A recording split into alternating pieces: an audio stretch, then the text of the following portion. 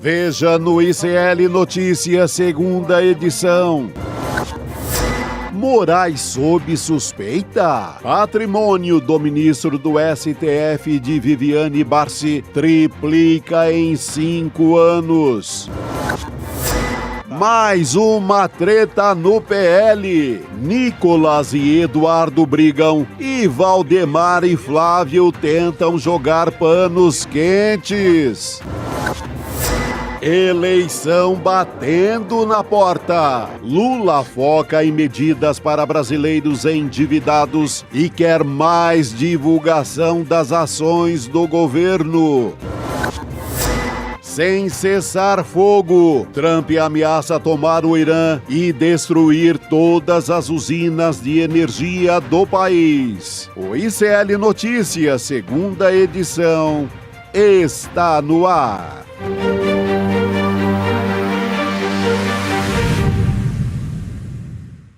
Olá, boa tarde. Seja muito bem-vindo, seja muito bem-vinda. O ICL Notícias, segunda edição, está começando ao vivo em todos os nossos canais nesta segunda-feira, dia 6 de abril de 2026. Ao meu lado, já na redação de São Paulo, Chico Sá, aposto para mais uma semana quente em Brasília. Opa, prontinho para mais uma semana.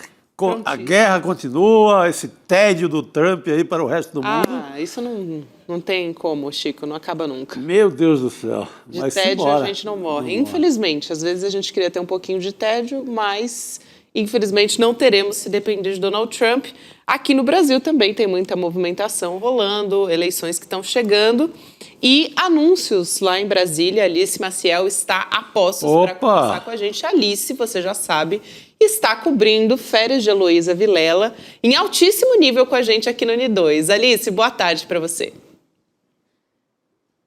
Boa tarde, Gabi. Boa tarde, Chico. Boa tarde para todo mundo que está nos assistindo. Alice, a gente está começando esse N2 já trazendo esse anúncio que a Alice acompanhou bem de perto, uma coletiva que terminou agora há pouco, o governo federal anunciando mais uma vez um pacote de medidas para conter a alta dos combustíveis. Tem essa escalada no preço do petróleo, mas agora atingem outros setores, né? Tem gás de cozinha, querosene de avião, tem a subvenção ao diesel importado. Então, Alice, conta pra gente quais são essas medidas, que pacote é esse que vem agora? É isso mesmo, Gabi. Eu acabei de acompanhar aqui uma coletiva de imprensa em que participaram os ministros de Minas e Energia, ministro de Planejamento, de Portos e Aeroportos, também o ministro da Fazenda, para anunciar uma série de medidas para conter a alta dos combustíveis e do gás de cozinha também aqui no Brasil por causa o impacto, né, para diminuir o impacto da guerra no Oriente Médio. E entre as medidas, né, para redução, eles anunciaram uma série de subsídios. O governo anunciou que vai subsidiar o diesel, a importação do diesel aqui do país, também com a parceria. Metade será a responsabilidade do governo, também metade com a parceria entre os estados que aderirem ao programa. O governo também anunciou que vai subsidiar os impostos de importação também, a importação ICMS do gás de cozinha, também no mesmo modelo, e também vai reduzir o PIS e o COFINS do biodiesel. Além disso, o governo também anunciou que vai enviar um projeto de lei ao Congresso Nacional para tipificar crime, o aumento irregular, abusivo do combustível. Também teve essa medida aqui. Então, eles estão trabalhando em algumas frentes para reduzir esse impacto e também para frear aí aumentos abusivos de pessoas que se aproveitam, né, desse cenário político de guerra para aumentar os combustíveis aqui no país. Chico, acho que é importantíssimo um aspecto que me chamou a atenção ali na fala da Alice sobre tornar crime, né, o aumento abusivo no preço dos combustíveis, porque a gente vem falando sobre o governo fazendo reuniões, né, falando com instituições de fiscalização, mas faltava talvez uma ação mais concreta de agora tipificar como crime, realmente, então, é outro patamar que a gente está conversando agora, não é? Exatamente, subiu o nível dessa parada, que deveria ter subido já há um tempo antes, porque é aquele oportunismo, né, em torno da guerra.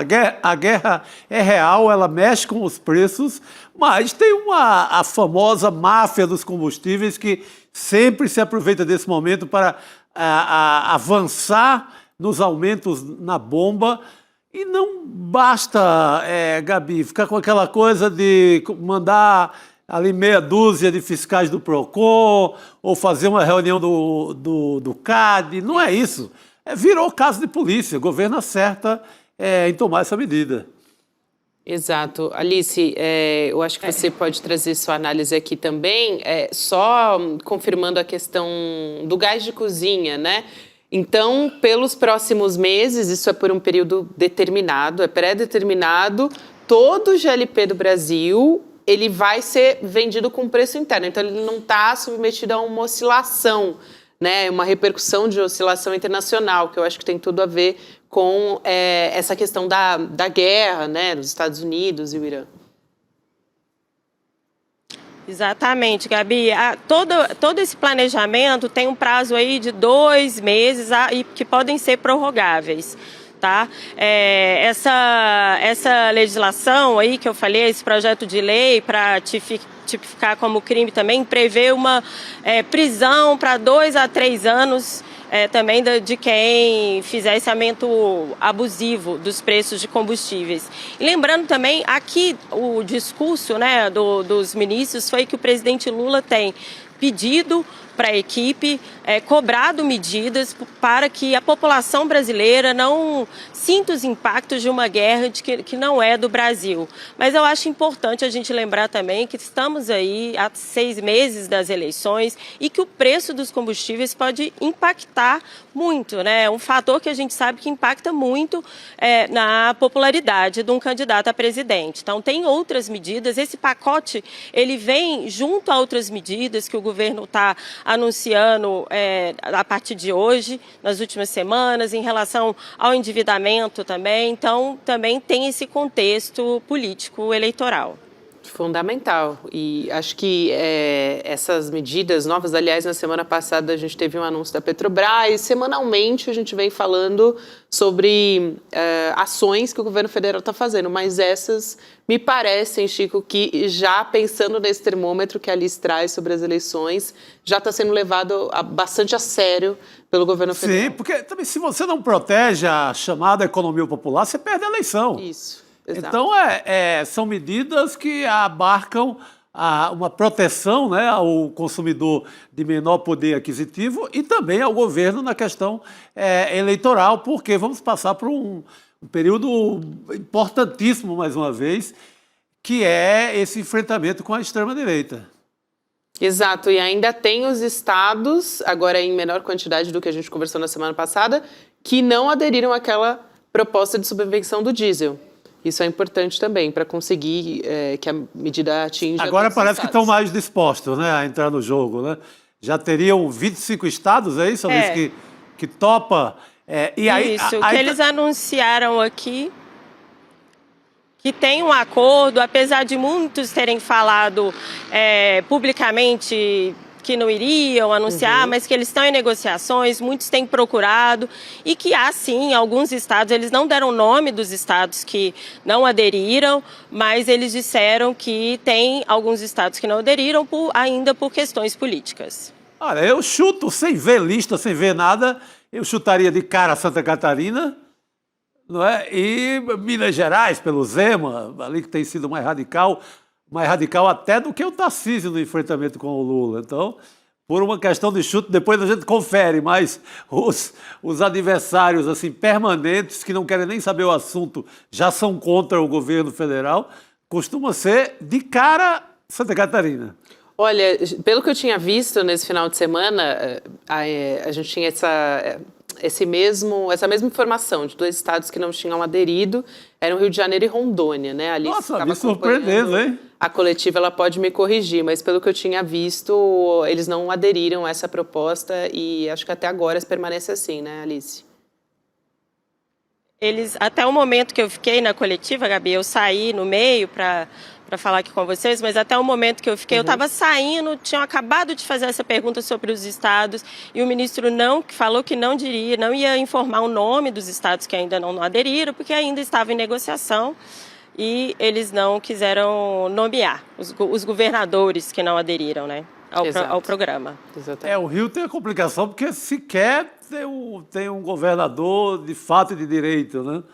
Vai ficar nesse tampão até Deus sabe quando. Pois é, mas até os governadores estão de olho nas eleições também, né, Chico? Me parece que tem essa consciência, talvez. Porque na hora do embate ali, do debate eleitoral, do horário eleitoral gratuito, vai ser aquela coisa, olha, tá alto aqui nesse estado porque o seu governador não fez nada. Exatamente. Então, vai ficar muito explícito. Então, todo mundo vai acabar entrando. É isso. Alice, eu também quero trazer... Pode fechar a sua fala? Eu vou trazer uma outra pauta aqui para a gente discutir também. Não, eu estava só concordando com o Chico, que eu também acho que tem um impacto eleitoral para o candidato, para o Estado, para o governador que não aderiu, né, para quem ele vai apoiar nas eleições, para o Estado que não aderia a esse programa. Então, acho que, no final, a tendência é quase todos ou quase todos aderirem, sim. Muito bem. Vamos seguir aqui com a nossa pauta. Gente, tem muito assunto hoje para conversarmos aqui. Tem uma apuração que a gente traz, que é do Estadão, de que o ministro do STF, Alexandre de Moraes, e a mulher dele, a advogada Viviane Barsi, tiveram aumento de 266% do patrimônio imobiliário desde que ele passou a integrar o STF em março de 2017. Então, vamos por partes. Atualmente, o casal tem 17 imóveis avaliados em 31 milhões e meio de reais. Nos últimos 5 anos, o casal desembolsou mais de 23 milhões na compra de imóveis em Brasília e em São Paulo, todos eles à vista, conforme registros em cartório. O Moraes e a Viviane foram procurados por meio das suas assessorias de imprensa desde o dia 27 de março, mas não se manifestaram, não responderam sobre essas informações. O valor do patrimônio atual é mais de 3 vezes superior aos 8 milhões e 600 mil reais que eles tinham em 12 imóveis quando o ex-presidente Michel Temer indicou Alexandre de Moraes para essa vaga no Supremo. Então, em 2017, antes de assumir essa vaga, o ministro tinha um salário de cerca de 33 mil, atualmente ganha aquele teto, né? 46 mil, que é um equivalente de aumento de renda de 39%. A Viviane, olhando por esse outro lado, ela é sócia administradora de um escritório, Barsi de Moraes Advogados, que é um escritório que ela mantém em sociedade com os filhos. E desde que o Alexandre de Moraes se tornou ministro, o número de ações da Viviane em tribunais superiores saltou de 27 para 152. É um número que considera processos com tramitação no STF e no Superior Tribunal de Justiça. Chico, trazendo aqui o contexto todo dessa história. Sim. Eu fico curioso quando sai um tipo de matéria assim, que eu acho que seria legal fazer de todo mundo. Pega todos os ministros do período que assumiram agora. Porque quando você alveja apenas um, fica meio parecido campanha. Isso. Não é que o Alexandre de Moraes esteja certo e correto, mas seria interessante uma radiografia com todos, porque você mostraria esse crescimento patrimonial. Normalmente acompanha de todo mundo. Você pega o Cássio Nunes, por exemplo, o filho dele está ganhando mais dinheiro do que nunca na vida. O que mostra que o Supremo é uma vitrine, né? O que mostra que o Supremo é um baita atrativo, todo mundo vai contratar advogados ligados a tal família. Uma coisa mais importante do que tudo nesse momento seria pegar o Alexandre de Moraes, mais importante do que o crescimento do patrimônio, e quantas ações tocadas pelo escritório da mulher dele, da família dele, foram decididas por ele a favor do réu que o escritório defendia. Importantíssimo. Porque aí é escândalo. Isso. Aí é escândalo sem limite. O que você tem aí demonstrado é que quase todo e qualquer ministro ou autoridade jurídica desse país, de qualquer... Você pegar o o TJ do Ceará, do Maranhão, de Santa Catarina vai dar na mesma coisa. O mercado passa a contratar pessoas, escritórios ligados a autoridades do Poder Judiciário. Claro, apostando em benefícios. Quando o Daniel Vorcaro contrata o escritório da mulher do Alexandre de Moraes, óbvio que ele está pensando em obter vantagem nisso. Todos querem vantagem, todos que contratam querem vantagem. Mas eu fico curioso para saber, assim, eu acho que esse tipo de matéria, ou você faz com todos os ministros do Supremo, ou ela fica parecendo só uma campanha contra o Alexandre de Moraes. Eu gostaria muito de ver com o Barroso, Toffoli, todo mundo.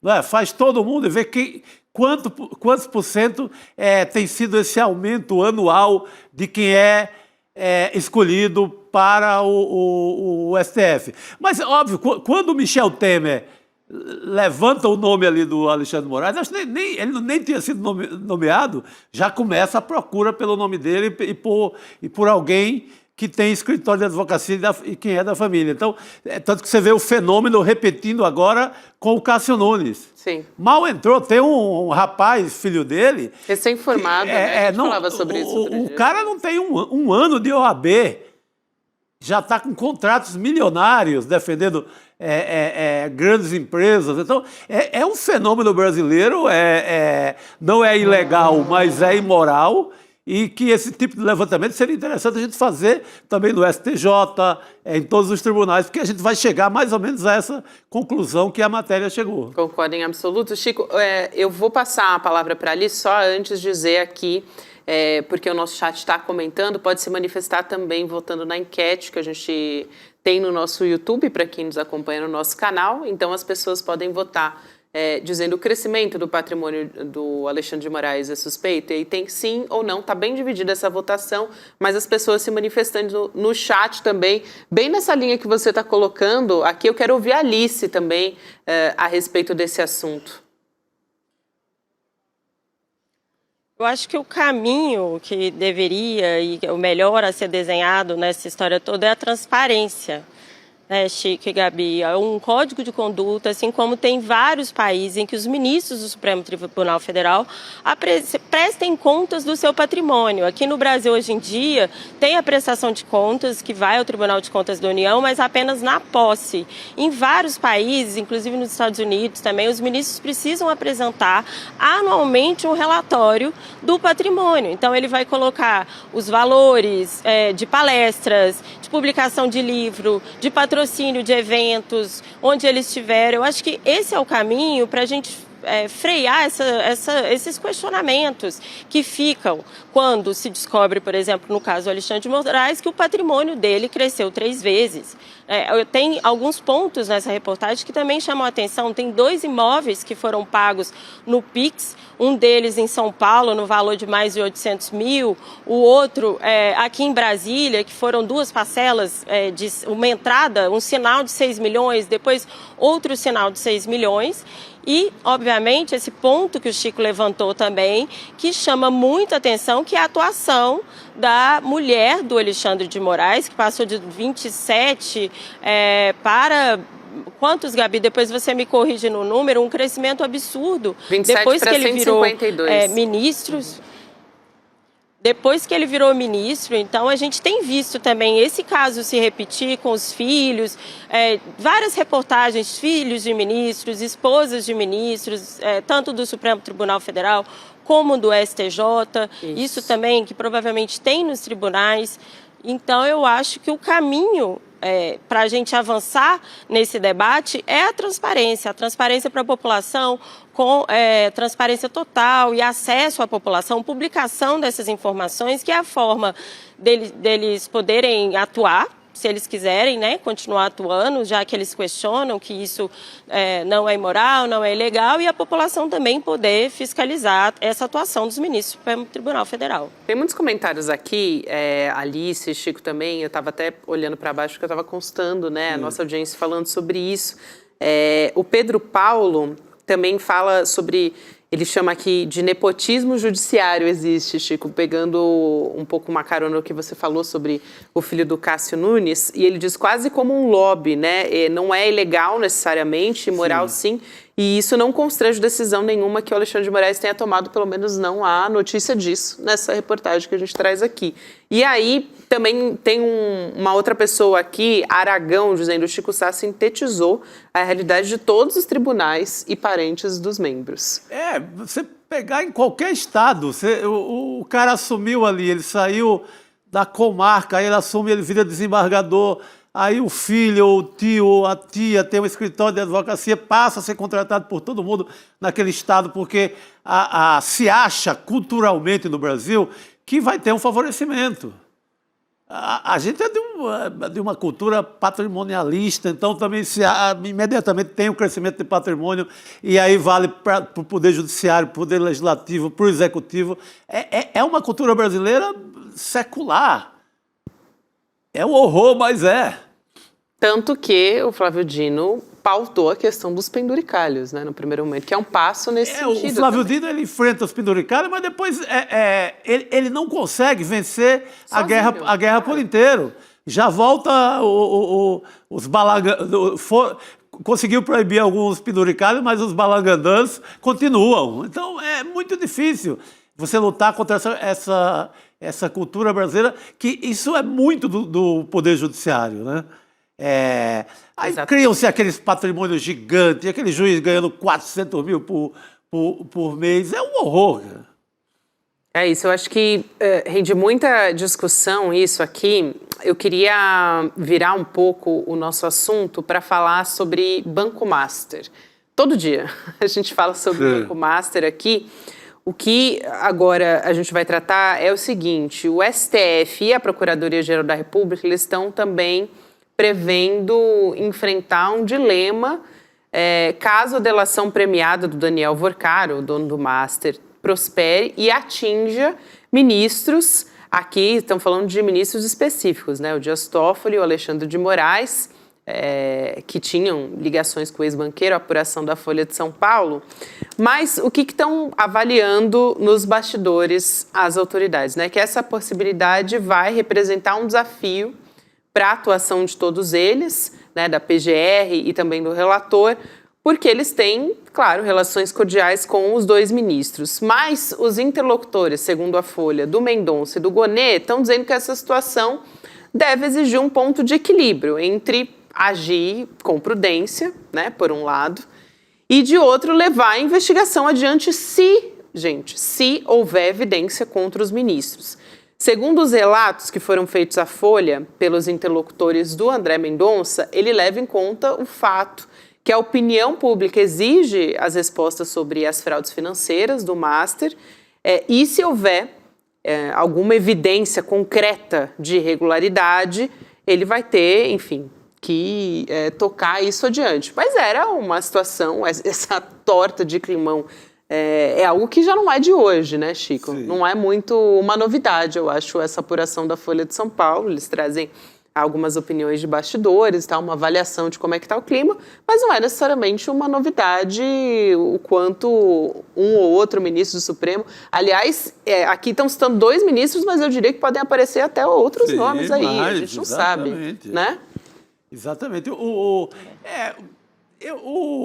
Mendonça, né? O André Mendonça, ele se mostra no primeiro momento até mais ali, se mostra mais destemido, com jeito de quem ia tocar esse caso para valer, com toda a transparência. 2 dias depois, começaram a aparecer na lista bolsonarista implicado, ele já paralisou, já não deixou ir para a CPI, agora mesmo vetou a ida do Ibanez, do governador do Distrito Federal para a CPI do crime organizado. Então, ele tem uma largada que auspiciosa, que parecia alguém que ia jogar a favor... No primeiro momento. Esse vai jogar a favor da transparência total. 2 dias depois, estava proibindo os bolsonaristas de comparecerem à CPI. Então, também não... 6 por meia dúzia o comportamento dele em relação ao próprio Alexandre de Moraes e em relação ao próprio Toffoli. Ele não avança como se esperou no primeiro momento. Exato. Venceu até rápido essa história, né? da postura do André Mendonça também, Alice. Eu acho que a gente tem que lembrar que a própria defesa do Vorcaro chegou a tentar negociar para que ele não trouxesse informações sobre o ministro do Supremo Tribunal Federal. Então, o que a gente tem até o momento é que há vários indícios de que tem sim, ele tem informações para apresentar sobre ministros da Suprema Corte.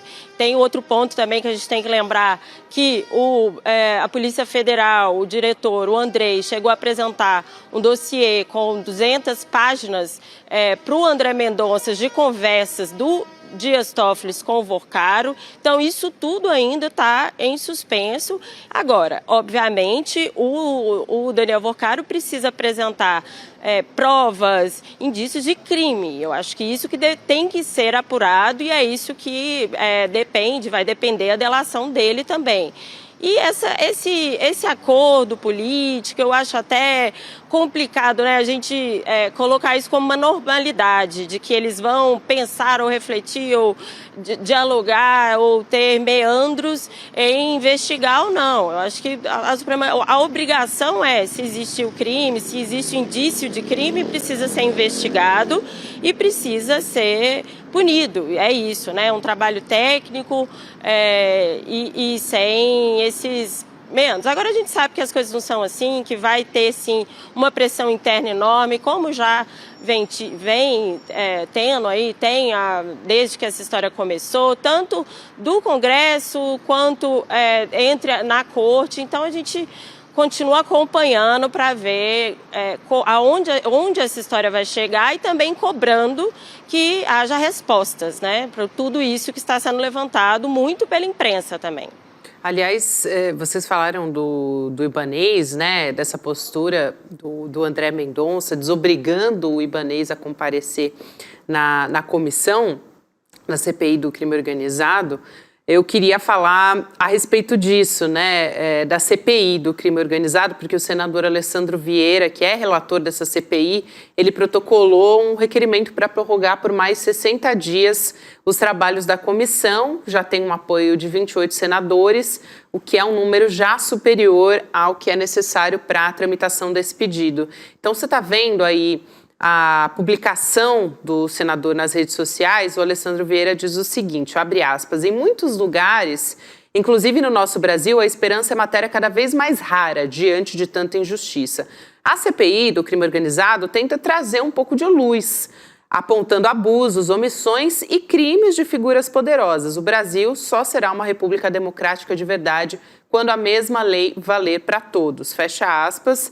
Esse prazo inicial da comissão se encerra daqui a pouco, dia 14 de abril, e agora está esperando por uma decisão do presidente do Senado, Davi Alcolumbre, e a comissão tem tentado dar prosseguimento ao cronograma. Enquanto isso, tem previsto pelo menos 4 depoimentos para essa semana, e o Ibanez Rocha é um deles, só que ele não vai comparecer, a gente já sabe, porque o André Mendonça desobrigou que ele fosse, né, que ele comparecesse à CPI. E também tem nessa lista o ex-presidente do Banco Central, Roberto Campos Neto, e o atual, o Gabriel Galípolo, também está nessa lista.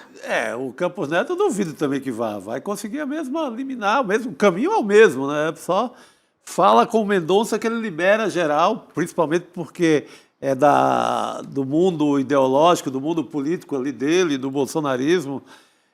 Duvido muito que o Campos Neto compareça a algum interrogatório nesse sentido. O mesmo Campos Neto que o ICL já mostrou, teve pelo menos 24 vezes com o Daniel Vorcaro para tratar de negócios. O correto seria ele se explicar sobre esses encontros. Explicar por que favoreceu o crescimento do Banco Master ao longo desses anos todos. Mas eu duvido muito que ele não consiga barrar a ida dele assim com muita facilidade como o André Mendonça. E é boa essa lembrança, Chico, e não é nem só que eles estiveram juntos, né? Mas que o Vorcário esteve no Banco Central 24 vezes, o que eu acho que dá um peso ainda maior para esses encontros, né? Dentro do Banco Central. É a agenda oficial, estava lá, visitas e mais visitas. Exato. O Wi-Fi já ligava direto, não precisava nem digitar a senha mais.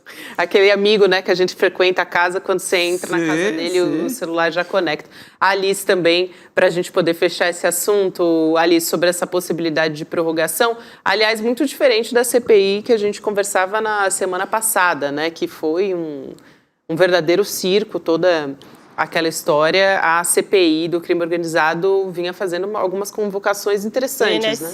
A do INSS, exatamente. A do INSS, né, Gabi? Então, eu conversei com o senador Alessandro Vieira, inclusive questionando a ele como é que estava a articulação com o presidente do Senado, Davi Alcolumbre, que foi quem barrou a princípio, né, a prorrogação da CPI do INSS, que depois judicializou e que depois teve a decisão do Supremo contrária à prorrogação. E ele falou que já estão negociando, já estão tentando negociar e que ele acredita que não há risco de se repetir. Então é isso, agora ela acabaria agora do dia 14, mas depende do encaminhamento do presidente do Senado, Davi Alcolumbre, para que essa prorrogação aconteça.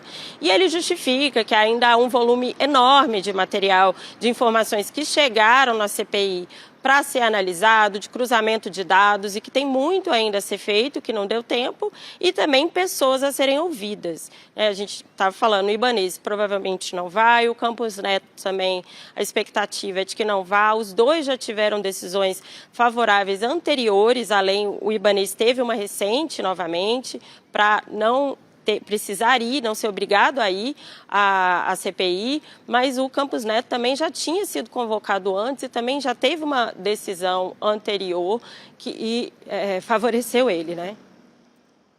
Alice, quero muito agradecer a sua presença aqui, mas essa semana a gente vai aproveitar a sua companhia aqui no N2. Obrigada, querida. Valeu, bom trabalho aí em Brasília. Obrigada, Gabi. Obrigada, Chico. Boa noite. Boa noite a todos. Boa noite. Valeu, querida. Obrigadíssimo. Enquanto isso, o Rodrigo Viana já está chegando. Chegando o homem. A nossa mesa redonda. Boa noite para você. Boa noite, Chico, Gabi, tudo bom? Tudo certo, Rodrigo? Já está pronto para ir para onde dessa vez, hein? Para China? Nós vamos viajar, né? Assistindo o documentário. Você ia pegar aqui. Tá vendo? Não tô entendendo. Para onde que a Gabi queria me mandar? Para China?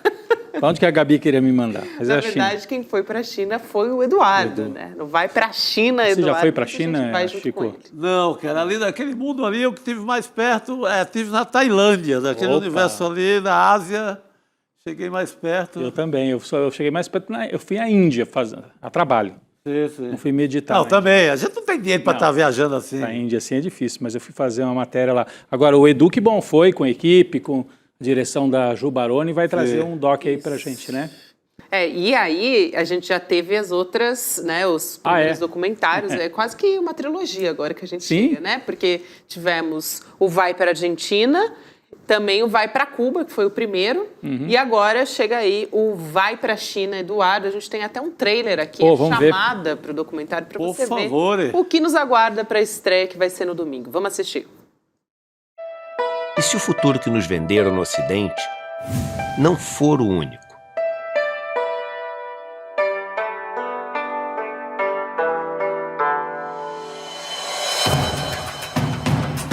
É um ônibus que cabem 8 pessoas dentro do ônibus e não tem ninguém dirigindo.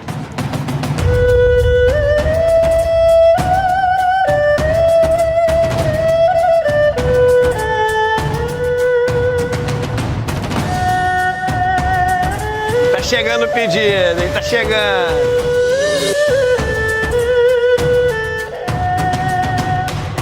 Quando os ventos da mudança sopram, alguns constroem muros. Outros constroem moinhos de vento.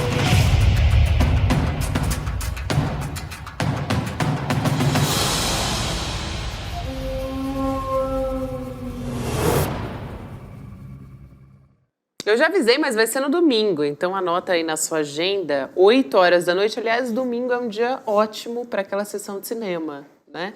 Então, dá para você garantir a sua vaga em icln2.com.br, acompanhar esse documentário, porque nunca é só o documentário, né? Sempre tem uma conversa, sempre tem debate. análise, um debate, exatamente.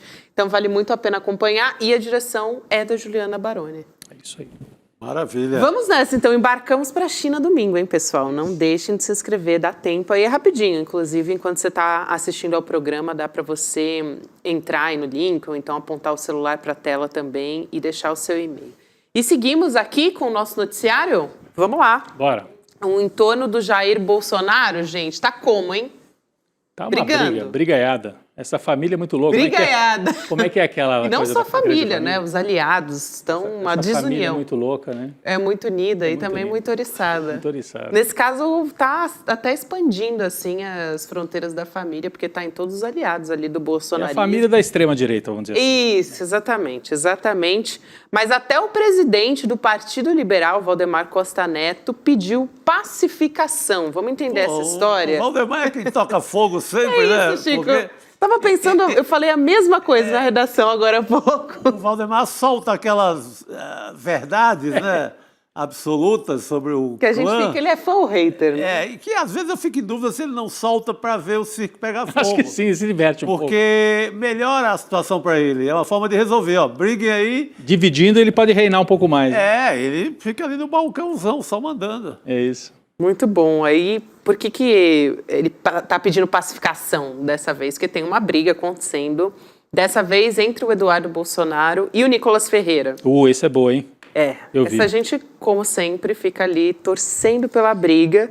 Tem a ala mais radical do partido, que dá apoio ao Eduardo, né? E o Eduardo alega que o Nicolas tem utilizado o algoritmo das redes digitais para impulsionar os adversários do bolsonarismo. Tem uma interação entre eles que ajuda a gente a entender essa história. Vamos lá para uma página do X, que teve publicações compartilhadas pelo Nicolas, e aí vem o Eduardo Bolsonaro e diz o seguinte: risinho de deboche para mim, Nicolas? Ao que parece, não há limites para o seu desrespeito comigo e minha família. Triste ver essa versão caricata de si mesmo. Demorei muito para acreditar que você trabalhava o algoritmo das suas redes para dar visibilidade a quem deseja a morte de meu pai, a quem comemora a prisão dele e a todos os que odeiam a mim e a minha família. Dramático isso, né? É dramático. É porque antes o Nicolas tinha feito uma postagem kkkk, porque o Eduardo estava cobrando que o Nicolas postava lá um perfil chamado Space, que não era assim apoiador ferrenho do bolsonarismo. Então estava cobrando o Nicolas. Pô, Nicolas, você está trabalhando, você está postando coisa de um perfil que não nos apoia? E o Nicolas respondeu com... Ele, na verdade, respondeu com KKK, os 3 Ks, o que é muito sintomático também da extrema-direita, né? Ku Klux Klan. Mas, nesse caso, era uma gargalhada mesmo. E aí o Eduardo ficou ofendido, Chico. Me ofende, né? Olha aí, ó. Deboche, não sei o quê. E aí também depois ele pega uma publicação do Mário Frias e vai lá, o Eduardo, e retuita a publicação do Mário Frias.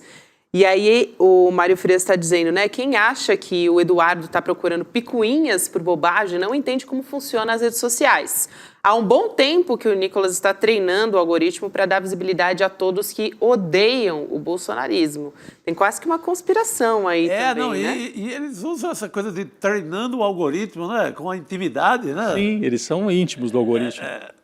No meio dessa briga, só para dizer que não se restringe aos dois, a Michelle Bolsonaro compartilha um vídeo do Nicolas falando sobre Satanás no filme A Paixão de Cristo. Loucura completa. Completamente, é inacreditável.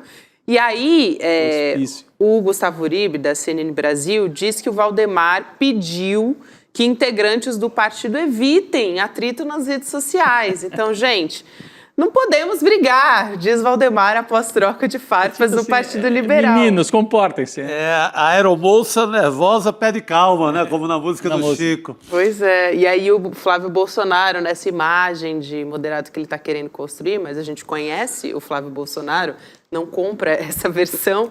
Mas ele diz, o momento é de pacificação, né, de união e tal. Aí o Nicolas vai lá e fala, concordo, presidente, né, já demonstrando o apoio dele nas eleições, cada um fazendo sua parte, chegaremos lá. Vamos chamar a nossa convidada também para nos ajudar a entender essa história toda, né, porque vocês viram que tem muitos agentes dentro dessa briga aí do clã Bolsonaro, que é a Luciana Santana, cientista política. Luciana, bem-vinda, é um prazer te receber. Bem-vinda. Obrigada, Gabi, Rodrigo, Chico. É uma satisfação estar aqui com vocês também, né? Contribuir um pouquinho.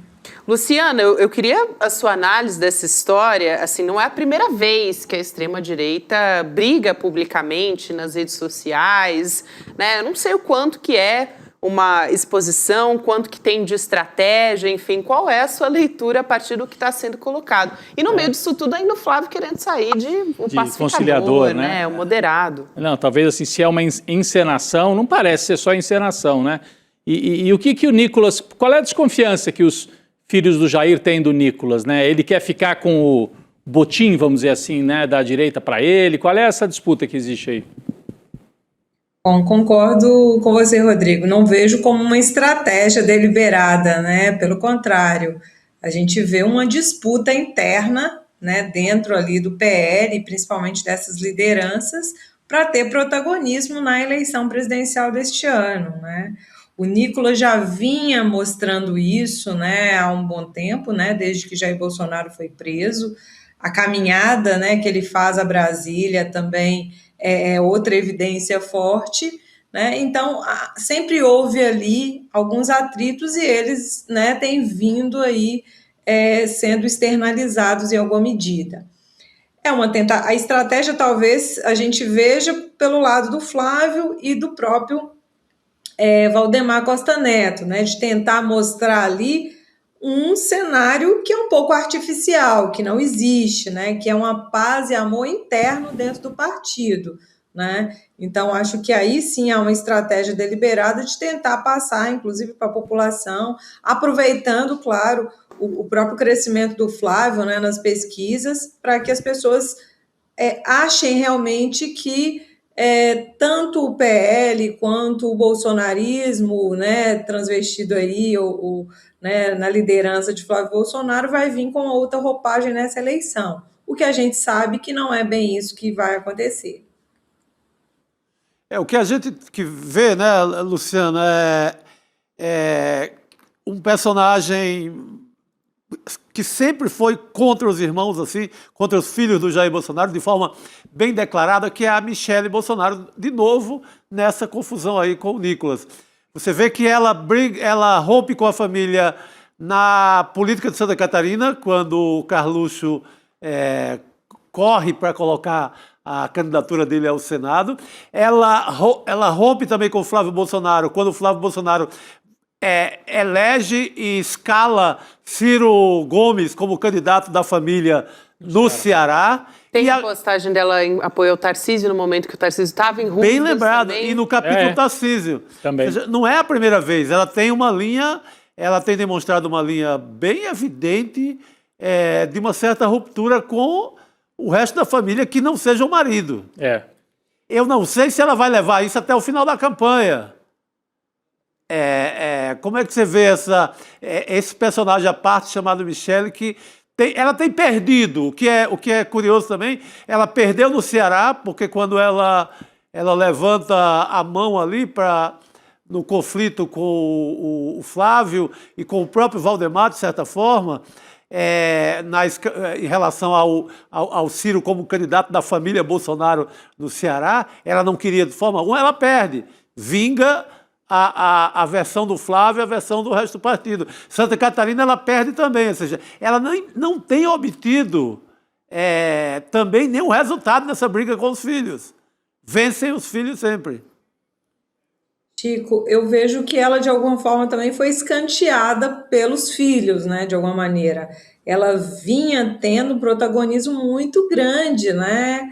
E a gente não pode desconsiderar que ela realmente tem ali uma habilidade, né, discursiva, ela tem um alinhamento muito maior do que os próprios filhos com as lideranças evangélicas, né, e isso não é pouca coisa. Então, o fato dela ter sido escanteada, né, mostra claramente aí que ela está ali num outro lugar, né?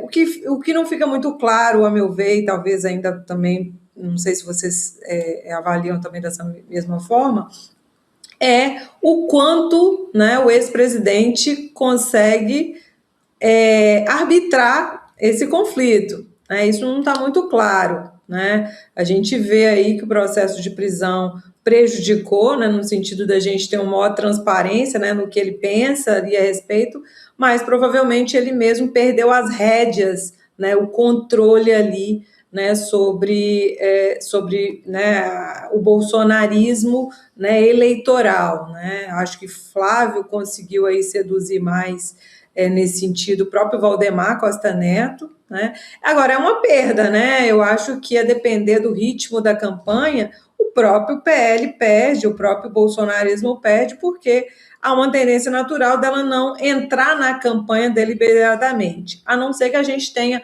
uma outra situação da saúde de Jair Bolsonaro, ela volte a ter algum tipo de protagonismo.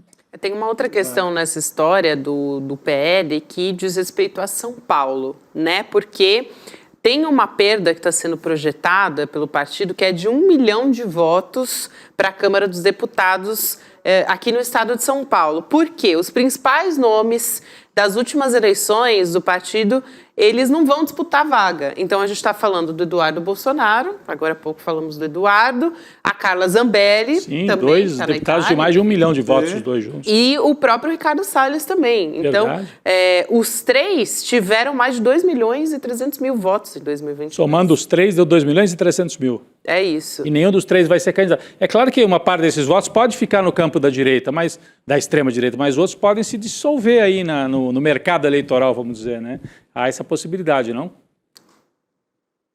Com certeza, São Paulo, na verdade, é o estado ali que tem tido o investimento dos partidos, né? Tanto Lula de um lado, quanto é uma preocupação, né, do Valdemar Costa Neto de tentar entender ali para onde vai esse eleitorado que na última eleição apostou nesses 3 nomes.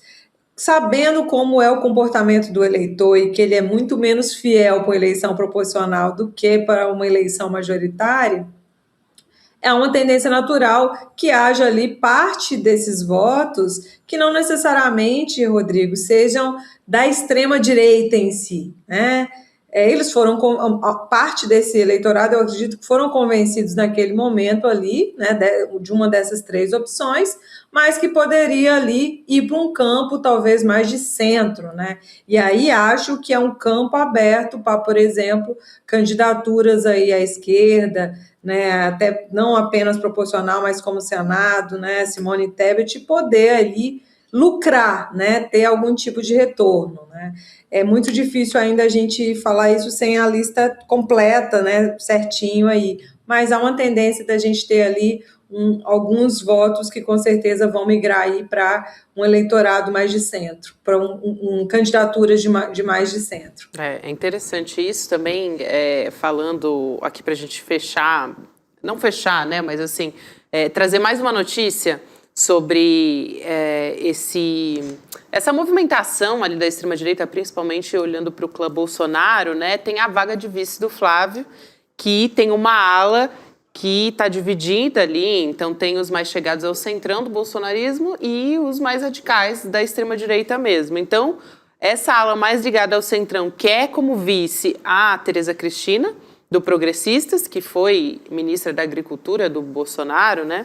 E a ala mais bolsonarista, que é o governador de Minas, né? Aliás, acabou de deixar o governo de Minas Gerais, na verdade, o Zema, que é do Novo e que é bastante bolsonarista, apesar de ser desse partido, né? Nos posicionamentos políticos dele. E ainda tem a ala mais radical ainda, que quer um perfil que lembre mais o Braga Neto e menos o Hamilton Mourão, porque o Hamilton Mourão tinha aquele perfil de dar várias, assim, nem diretas, né? Dá para dizer diretas públicas ao Bolsonaro. Então deu ali várias alfinetadas, né, Chico? Então tem gente que defende um milico aí. Por que bota o... Já que o homem voltou para a Lua, bota o astronauta logo, né? Astronauta, pô. Mas a Tereza Cristina, ela é disputada também pelo Caiado, né?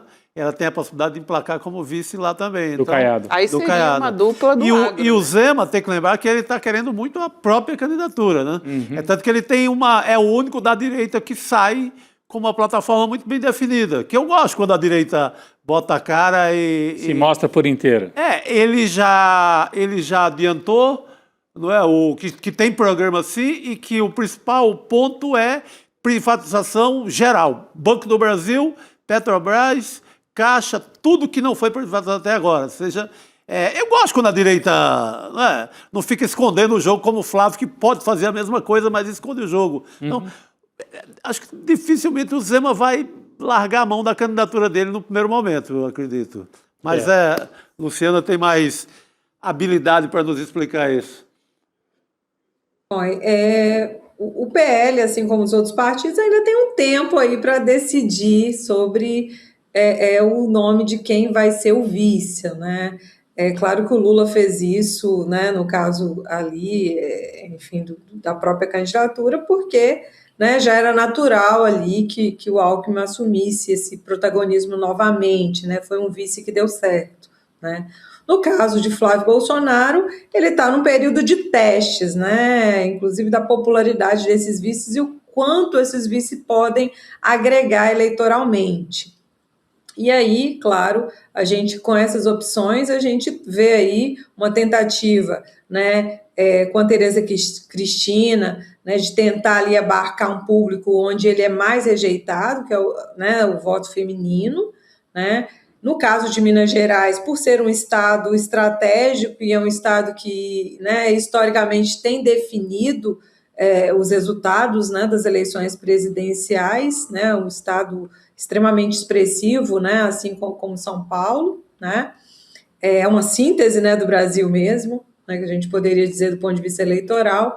Agora, vejo que essa pretensão aí, inclusive a opção de ter ali ainda, né, um vice ligado aos militares, né, talvez seja a pior dos mundos para ele nesse momento, né, principalmente depois do julgamento, processo de condenação, né, o próprio 8 de janeiro, e isso tá, quer queira ou quer não, ainda está na memória das pessoas, né?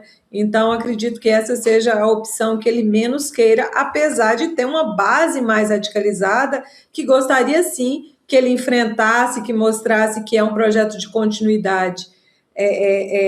Eu acho, assim, não sei se vocês também fazem essa leitura, tem uma parte do eleitorado insatisfeito de ver esse Flávio Paz e Amor, que gostaria que ele viesse também mais duro, que dissesse que vai vir, que vai dar continuidade ao que Jair Bolsonaro, né, tinha feito no mandato que ele teve à frente.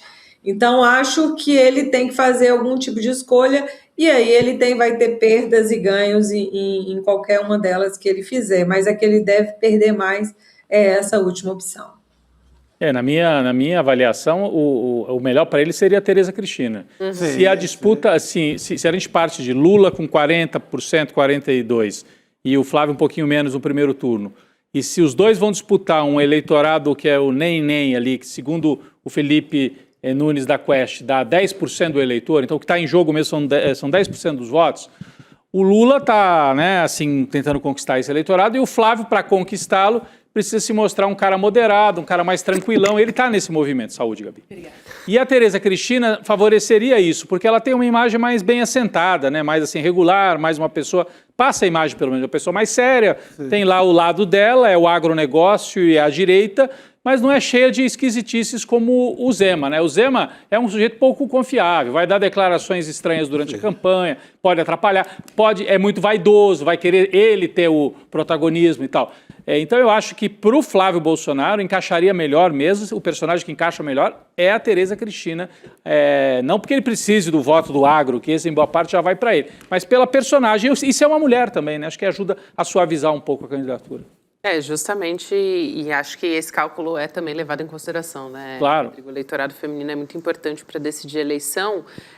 Eu queria também trazer um pouco da visão de como que está a base governista. Do lado do Lula. Nessa história, né? Do lado do presidente Lula, porque existe uma percepção de enfrentamento que precisa ser feito, principalmente por meio das redes sociais, né, professor? E aí, a gente até trouxe uma reportagem semana passada aqui no ICL de como tem perfis até de fofoca de Instagram que estão sendo utilizados para criticar o governo. Patrocinados por bets, às vezes, né? Patrocinados por bets, exatamente. E aí é uma pessoa normalmente naquele tom de indignação, né, que puxa para o emocional, para dizer que, e claro, embutido com notícia falsa também. E contra o Lula criticar. Sempre. Antissistema e tal. Exatamente, sempre com essa narrativa aí. Então existe essa percepção.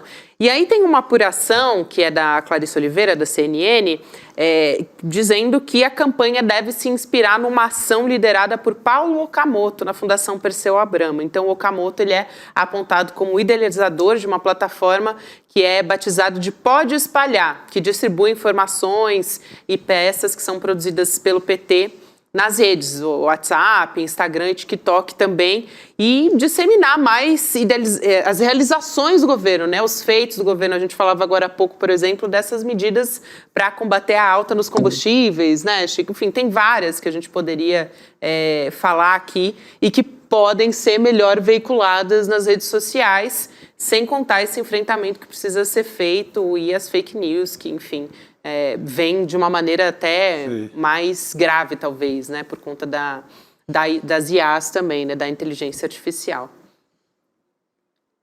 Gabriela, a gente tem notado, claro, no último ano e meio, né, que a comunicação do governo melhorou, né, mas ela não melhorou ao ponto de ser, né, ou de ter ali aliados, né, nos algoritmos, né, enfim, para poder chegar efetivamente essa informação à população, né?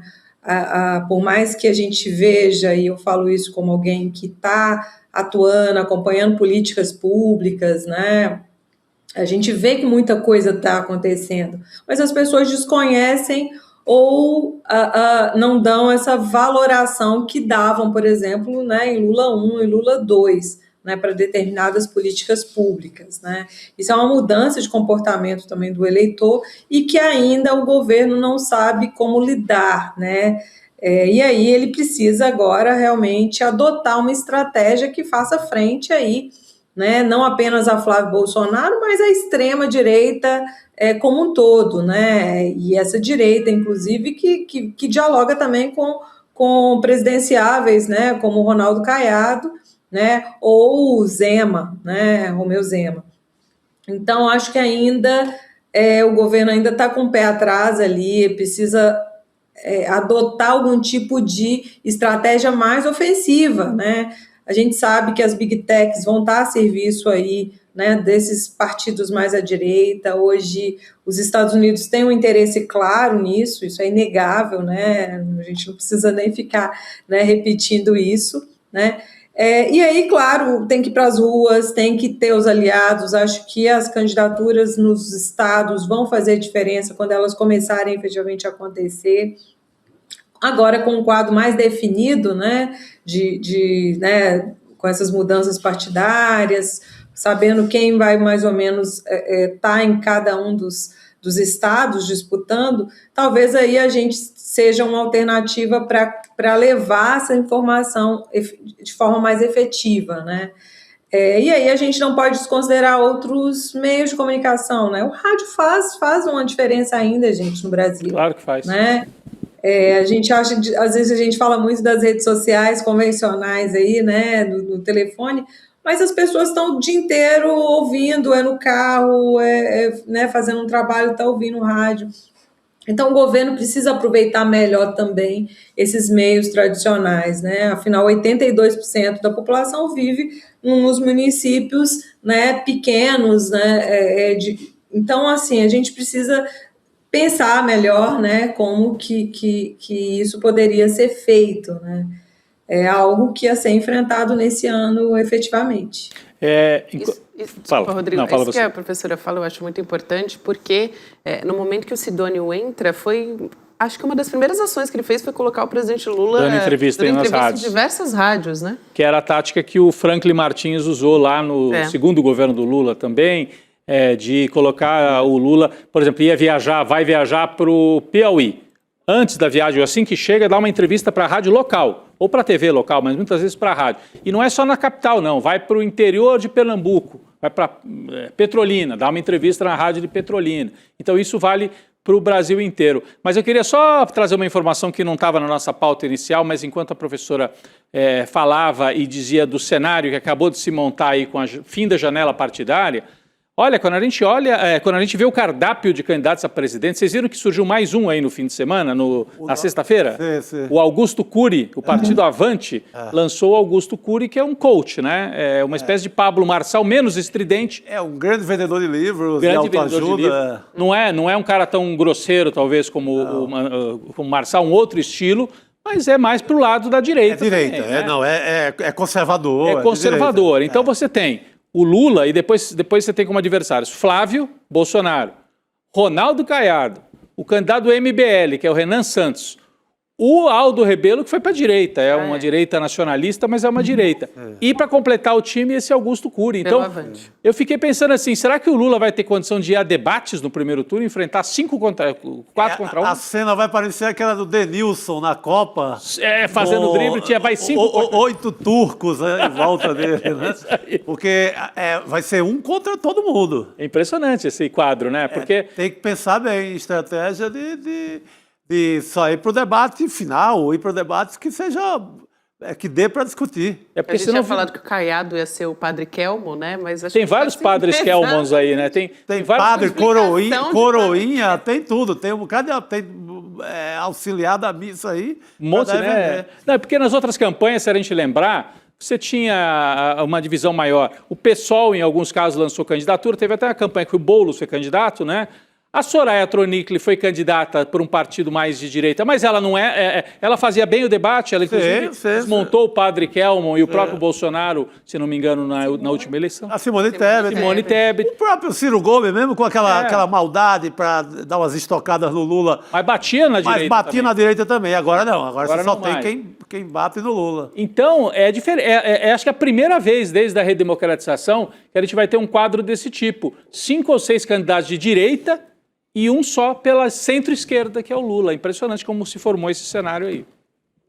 E você tem mais de um candidato de extrema-direita, o que é louco. Também, Você tem 3 candidatos de extrema-direita. Você tem o rapaz do Missão, você tem o Ronaldo Caiado e você tem o Flávio Bolsonaro. Você tem 3 candidatos de extrema-direita.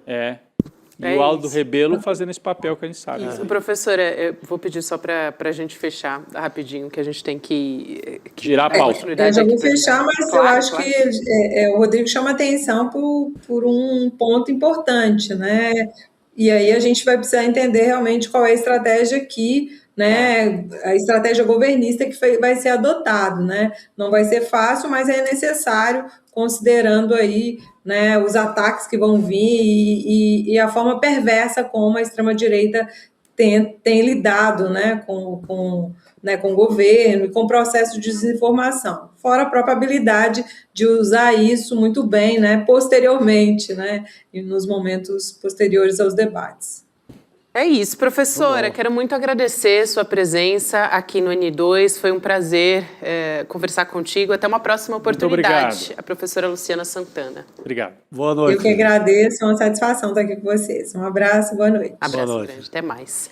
Aliás, hoje é segunda-feira, gente, e temos Chico Pinheiro Entrevista, né? Daqui a pouquinho, né? Uma entrevista especial com o professor João César de Castro Rocha, nosso querido Castro Rocha.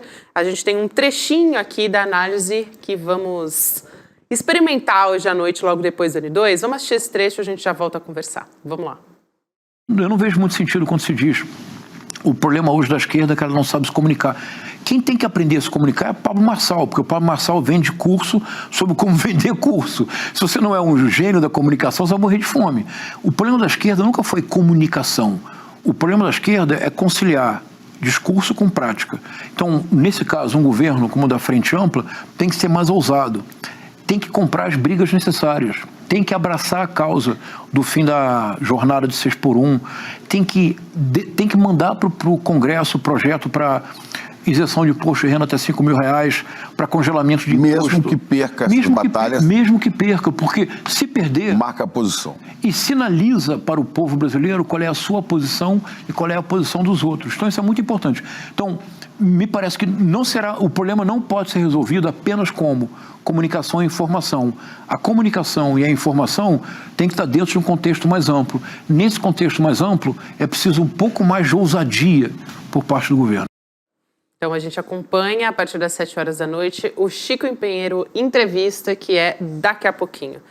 Vamos seguir aqui falando agora de noticiário internacional. Gente, já podem imaginar, né, qual é o assunto que eu vou trazer aqui. A guerra acabou. O spoiler veio no começo do programa, né, Chico? Que a gente falou do Donald Trump.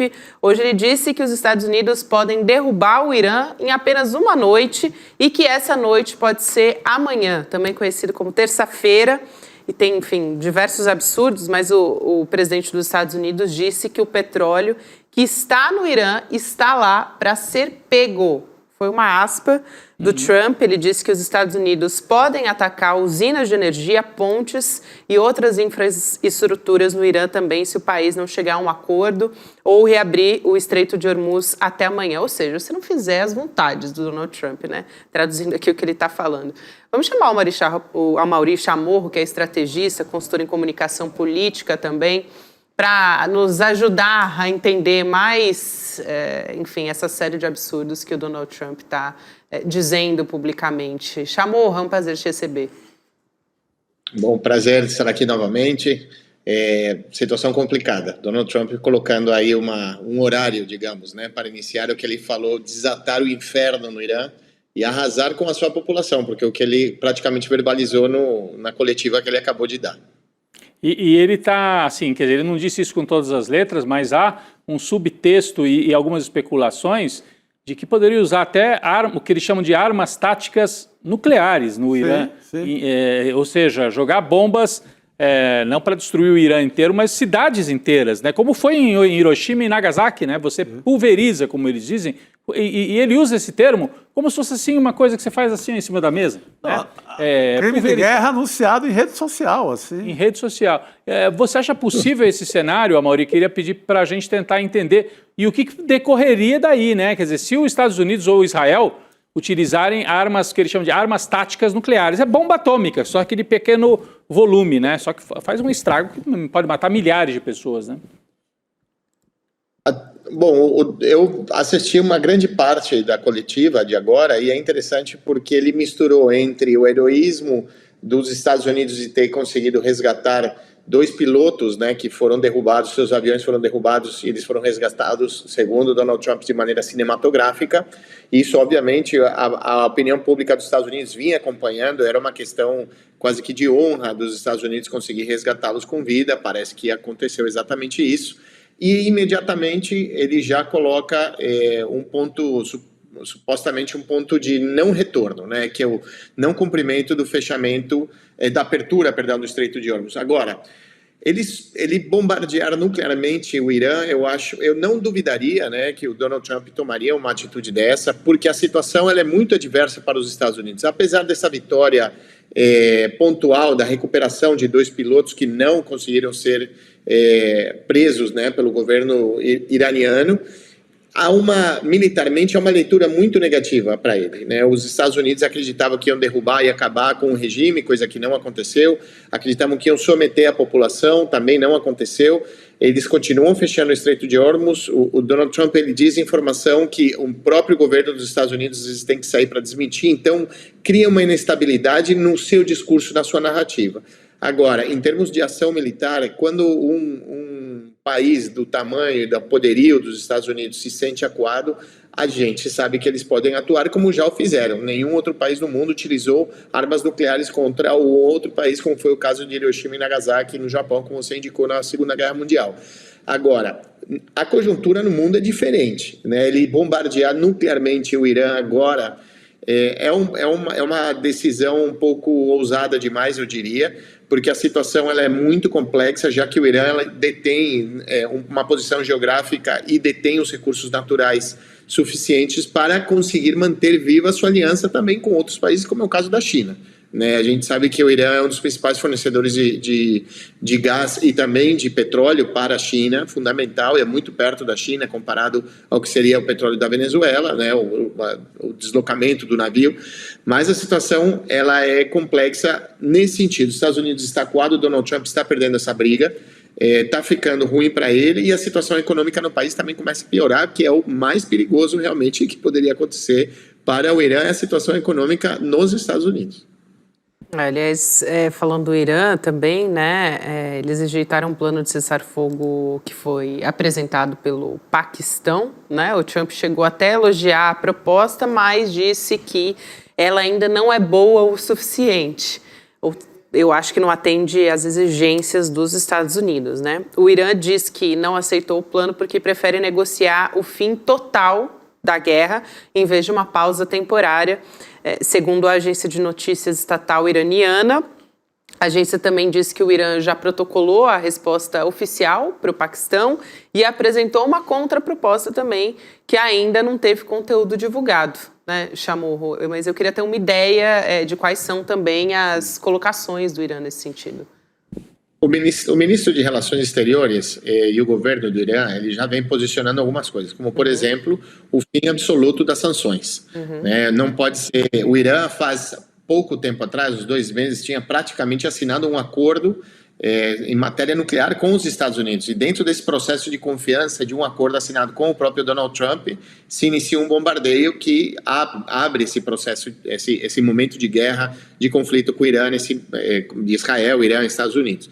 Então, como voltar a confiar com os atores que, no momento em que você assina um acordo, ou pelo menos uma intenção de acordo, você é bombardeado? Então, é muito difícil para o Irã falar, ok, então vamos assinar alguma coisa agora. Não, agora ou a gente consegue tudo ou a gente não tem nada. E isso tem sido sinalizado pelo governo do Irã, dizer que a resistência do Irã e o bombardeio do Irã a bases dos Estados Unidos e a países que detêm um espaço, que permitem o espaço aéreo, seu espaço terrestre serem utilizados para bombardear o Irã.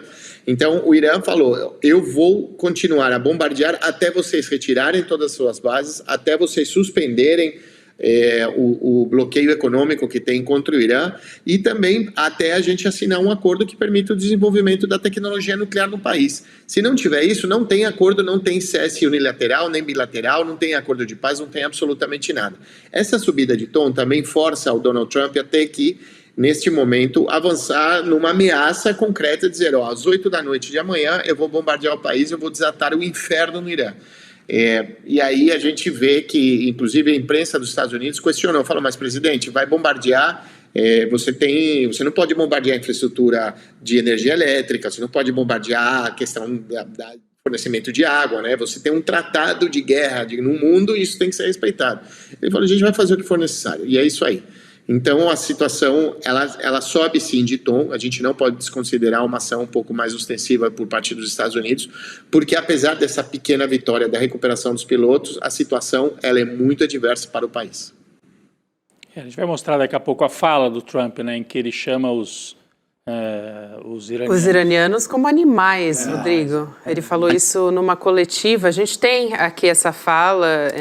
O Trump estava sendo questionado se ele estaria cometendo um crime de guerra quando ele ataca estruturas civis do país. E aí ele diz um absurdo desse. Enfim, vamos assistir esse trecho e a gente já volta a conversar. Vamos lá. Presidente, como não seria um crime de guerra atacar as pontes e usinas de energia do Irã? Porque eles mataram 45 mil pessoas no último mês. Mais do que isso, acho que pode chegar a 60. Eles mataram manifestantes. São animais, e nós temos que detê-los. E não podemos permitir que tenham uma arma nuclear. Muito simples. Aí tem mais um trecho aqui, como a gente está falando das negociações também para o fim da guerra, que o Trump quer colocar nas contas do Irã, né? Diz que isso depende do Irã. Tem um trecho da fala dele também sobre isso e acho que a gente pode juntar aqui os dois assuntos para conversar. Vamos lá. A guerra poderia acabar muito rapidamente se eles fizerem o que têm que fazer. Eles precisam fazer certas coisas. Eles sabem disso. Têm negociado. Acho que de boa fé. As pessoas com quem estamos negociando agora, em nome do Irã, são muito mais razoáveis. Vocês podem chamar do que quiserem, mas eu chamo de mudança de regime. O terceiro grupo de pessoas com quem estamos lidando não é tão radicalizado e achamos que eles são realmente muito mais inteligentes. Impressionante. Realmente. Amaury. Há uma questão interessante que ele fala, já houve mudança de regime. Já acabou. O Irã não existe governo, não tem ayatollah, não existe mais a guarda revolucionária, eles não têm armas para conseguir se defender, acabou o regime, a população está na rua, criando esses tipos de factoides que permitem, de alguma maneira, aqueles importantes eleitores, aquelas faixas médias de eleitores que suportam o Donald Trump e acreditarem que isso está acontecendo porque eles consomem essa informação diretamente. Mas a realidade é absolutamente contrária. Claro que é um regime que se mantém muito consolidado e que demonstrou por primeira vez realmente ter capacidade de resistir até agora. Claro, aquilo que a gente falou inicialmente, tem um bombardeio nuclear arrasa, acaba com o país, com aqueles animais, como ele mesmo fala, a situação vai mudar. Porém, para ele fazer isso, haveria também um custo diplomático, econômico para o Donald Trump e para os Estados Unidos, coisa que ele não pode se arriscar nesse momento. Ele só não faz isso porque ele pode perder a eleição agora de meio termo, mas também pode dificultar o processo de acabar um governo numa situação melhor econômica, já que a mas a subida do preço dos combustíveis nos Estados Unidos acaba pressionando para cima a inflação. Então, é uma saída muito complexa para eles. Porém, a saída retórica é sempre muito mais fácil. Eu lanço um tweet, eu dou uma entrevista, falo que já mudei o regime, eles são muito mais legais, ele fala. Eles são muito mais inteligentes, é bem melhor falar com eles. Isso daí já está resolvido, é uma questão de hora. Agora, se eles não fizerem... Então, é uma disputa muito mais na narrativa nesse momento, para tentar, de alguma forma, pressionar a opinião pública favoravelmente a ele, para que o Irã abra o Estreito de Hormuz, que é a única coisa que ele está pedindo, na realidade, é abrir, porque sabe que é uma pressão dos países asiáticos, os sócios deles, alguns países também do Oriente Médio, que tiram o seu petróleo por lá, estão sendo afetados economicamente. É simplesmente isso. Agora, eu acho muito difícil o Irã ceder nesse sentido, a não ser que militarmente seja rendido, seja vencido. Agora, por uma atitude diplomática de vamos chegar num acordo, eu acredito que nesse momento não vai acontecer. E o Irã teria alguma capacidade ainda de retaliar? Bom, tem retaliado, né, de maneira significativa ali as bases dos Estados Unidos, Arábia Saudita, Emirados Árabes Unidos, Bahrein, Catar, toda aquela franja ali do Golfo, né? Mas alguma coisa a mais, eu vi... aquela instalação nuclear de Israel, né? Eu esqueci o nome da cidade agora, que não é nem Tel Aviv, nem Jerusalém, uma terceira cidade onde há a instalação nuclear de Israel. Então, assim, a tensão aumenta muito, né? Porque se o Irã for atacado no nível que o Trump está prometendo, certamente vai ter um revide que vai espalhar o caos por aquela região. Então, a gente pode esperar dias, talvez, de muito caos, a não ser que ele esteja blefando de novo, Chico. Um blefe para na última hora sacar alguma coisa ainda para adiar esse confronto final aí, vamos dizer, né? É que o blefe tem sido a política... até em relação aos pilotos, eles conseguem blefar que os pilotos já estão seguros de volta às tropas dos Estados Unidos. Naquela hora, o Irã perde a peleja ali, porque a contra-informação dos Estados Unidos é forte e eles caem na história. Uhum. Mas não, por favor, Amaury. Desculpa, Chico. Não, pode seguir, perdão. Não, mas em contrapartida, você vê que eles não têm, o Trump não tem conseguido, por exemplo, com a população local, ele tentou armar rebeldes, ele tenta fazer fissuras internas, e ele não conseguiu a fissura interna. Zero, por enquanto, parece, né? É isso que o Amaury estava destacando, isso chama bastante atenção. Isso. E aí eu queria juntar uma informação muito importante, que é o seguinte: eles tentaram, os Estados Unidos, enfiar os curdos num processo de confronto com o Irã. A Turquia falou não. Isso não é negociável, isso não vou tolerar. E avisou os curdos, não entrem nessa guerra. Quem são os curdos? Os curdos são a maior população que não tem um país São quase 70 milhões de habitantes que são curdos, mas eles não têm um próprio país, eles vivem entre a Turquia, o Irã, o Iraque e a Síria. Então, essa população que detém, sim, reservas de petróleo, que tem dinheiro e que foi armada majoritariamente pelos Estados Unidos para tentar, de alguma forma, desequilibrar o poder de Bashar al-Assad, e uma outra parte acabou, inclusive, enfrentando o ISIS, não a favor do Donald Trump, mas sim, não a favor dos Estados Unidos, mas sim para se defender do ataque do exército islâmico. Uma parte desses curdos que estão que estão na fronteira com o Irã, eles foram chamados, foram convocados pelos Estados Unidos, e a Turquia parou isso. Então, qual foi a retórica do Donald Trump hoje? Sensacional. Ele falou, eu pedi para eles não irem, para eles se cuidarem, porque é o melhor eles não entrarem em confronto agora, porque eles são um povo maravilhoso. Mas, na verdade, faz pouco tempo, faz uma semana, eles estavam chamando os curdos para participarem. Então, é interessante porque a gente debate muito sobre o posicionamento e o que ele fala, mas não do que acontece de fato no teatro de operações, porque essa capacidade dele de fazer esses cantos de sereia, né, de convencer as pessoas de alguma coisa meio fantasiosa, é impressionante. E, na verdade, isso também acaba, de alguma forma, determinando a dinâmica da diplomacia no mundo. Por isso que a gente vê também a Europa dando um passo atrás, falar, eu não vou entrar nessa loucura dessa guerra, eu vou dar um passo atrás para tentar negociar, inclusive, diretamente com o Irã, para eles liberarem os meus barcos, para eu poder tirar petróleo de lá. E o Irã falou, não, quem estiver na OTAN, quem estiver por lá, a não ser que pague, não vai poder passar. Eu queria, Amaury, aproveitar a sua presença aqui. Outro dia eu conversava com o Chamorro em detalhes sobre a situação em Cuba. E a gente traz aqui uma reportagem da Augusta Lunardi falando sobre esses apagões nacionais. Enfim, tem mais de 20 horas que têm sido registrados, enfim, cada vez mais frequente. Vamos assistir essa reportagem e a gente volta a conversar com a Amaury a respeito desse assunto. Vamos lá. A grande mídia tem falado bastante sobre os apagões nacionais em Cuba, mas o que pouca gente entende é que isso não é um problema pontual nem recente. Só nesse ano a ilha já enfrentou 2 apagões nacionais em menos de uma semana e no ano passado foram pelo menos 5. Mas longe desses grandes colapsos que viram manchete, existe uma outra realidade muito mais silenciosa e constante. Há anos os cortes de energia fazem parte do cotidiano dos cubanos, principalmente nas cidades do interior, e desde 2024 essa crise chegou com força também à capital, La Havana.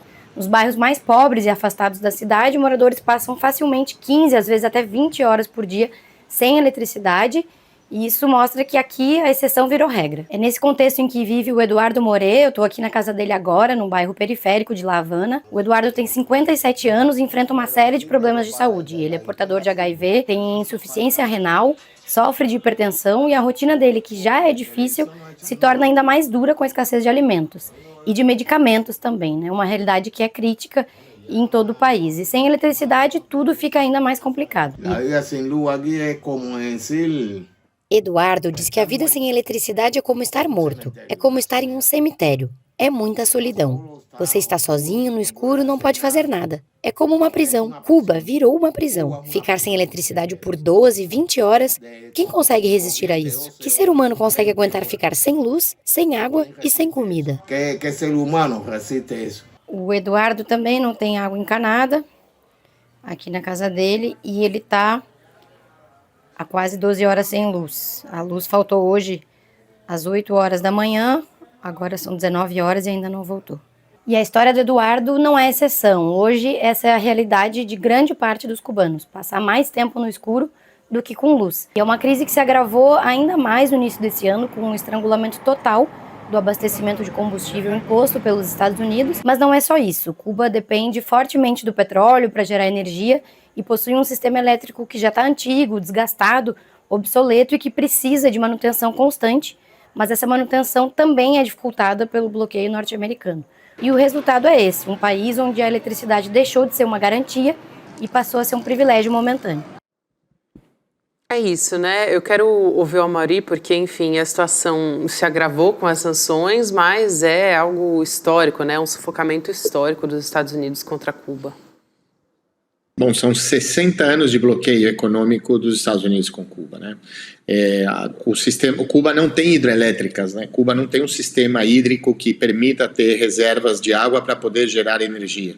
Cuba depende quase que 100% da produção de energia térmica. Então, eles compram diesel, eles não têm petróleo, então eles têm que importar esse petróleo para que esse petróleo se transforme em energia elétrica para que possa ser distribuído no país. E, obviamente, as sanções e também o bloqueio militar em torno de Cuba, né, todo o mar cubano cercado, impedindo que qualquer tipo de barco possa se aproximar. Claro, a Rússia enviou 2 navios, mais ou menos 700 mil barris de petróleo, coisa que deve durar para uma semana. Chegaram nos Estados Unidos, não impediu a chegada desse navio, de ambos navios vindos de Rússia. Mas a situação ela é muito crítica, já faz muitos anos. Porque imagina, é um país que não pode comerciar, não pode vender, não pode exportar, não pode importar, não pode receber turistas. Se recebe turista, você não tem muitas vezes as aerolíneas não vêm, elas podem ser sancionadas, você já não tem mais navios com turistas chegando na ilha cubana. Então, a situação econômica do país é muito difícil. Ela depois da chegada do Trump 1, imediatamente ele reverteu todos os avanços diplomáticos e de acordos, inclusive econômicos, de abertura econômica que o Obama assinou junto com o Raul Castro.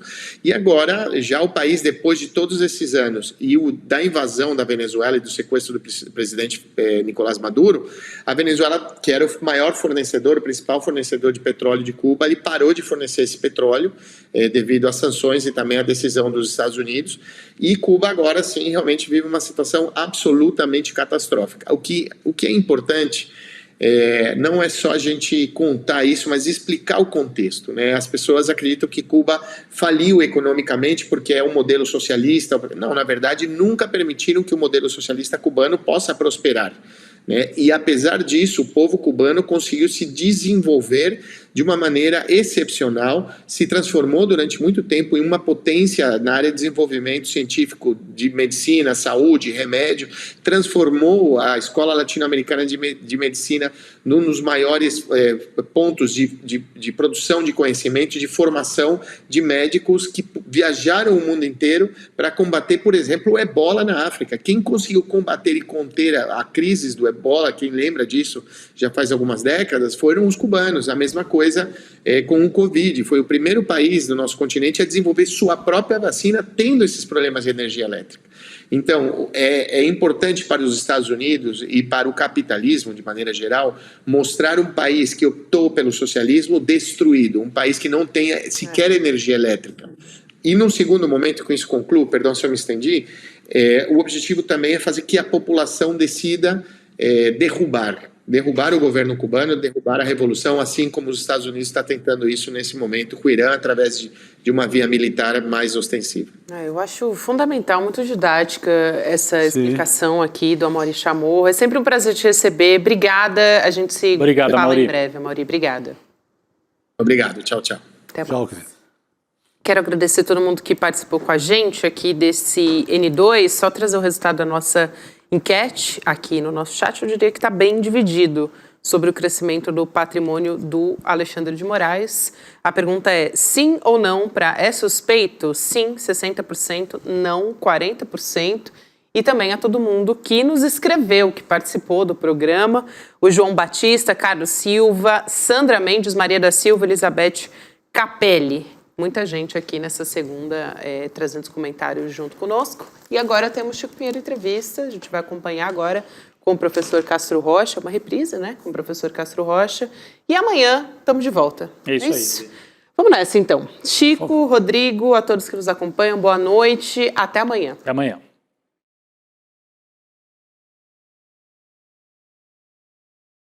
Turma, olha só essas cenas do nosso documentário sobre a China. Bora conhecer uma das empresas de tecnologia mais bombadas da China? Vem comigo conhecer a Deep Robotics. Our robotic dog has many applications.